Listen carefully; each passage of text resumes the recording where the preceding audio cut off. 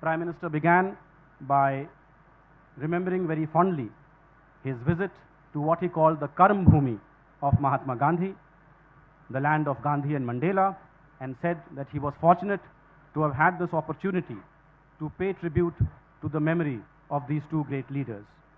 In particular, he said that the train journey that he undertook from Pentrich to Pietermaritzburg was truly unforgettable. President Zuma also greatly appreciated Prime Minister's state visit to South Africa. He described it as a historic visit, which he said was to a country that produced two great leaders.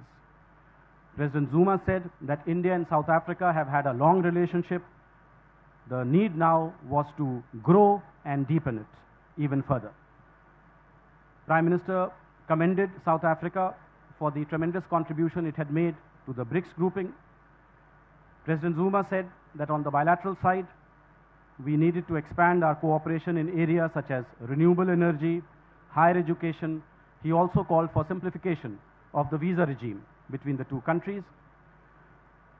Prime Minister thanked President Zuma for the statement that he had issued post the terrorist attack in Uri.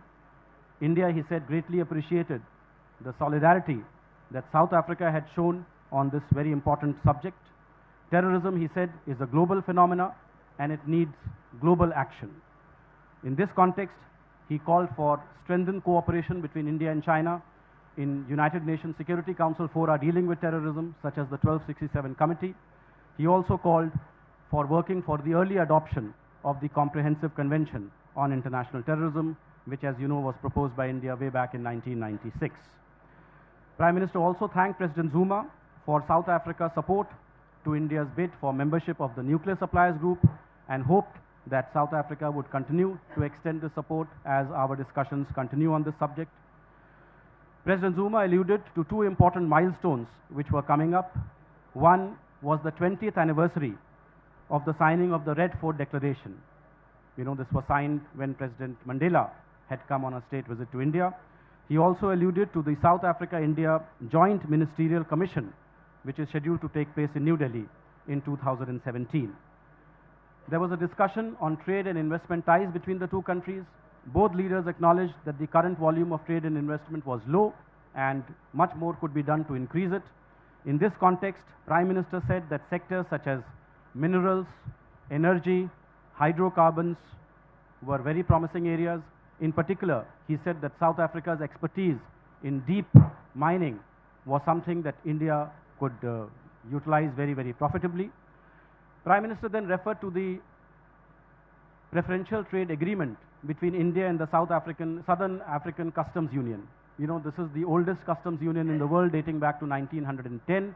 Our talks on the PTA have been hanging since 2007, and Prime Minister said that he had mentioned this during his visit to South Africa, and both sides needed to do more to conclude the negotiations on this important subject, which would increase India's trade and investment ties, not just with South Africa, but with all members of SACU.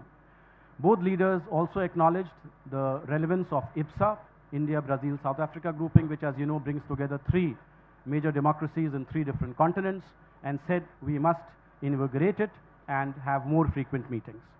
So I think this was broadly the discussion in the context of South Africa, and the floor is now open for questions. Aditya. Because on the 1267, this is Aditya Raj call from Times Now. On the question of 1267 committee, Prime Minister of course highlighted that there should be some common ground. But has there been any kind of a presentation or any kind of evidence shared with China on the issue of Maulana Masood Azhar and the terror links and the evidences that India has already shared with Pakistan in this regard? And was there emphasis by the Prime Minister and also during the delegation talks that there should be condemnation, completely of the state sponsorship of terror, as he did during the G20 as well? I think India and China have maintained a continuous dialogue on the issue of terrorism. Ambassador will bear witness to the fact that at multiple levels this has been raised, including at the highest possible levels, including today, as I have just said.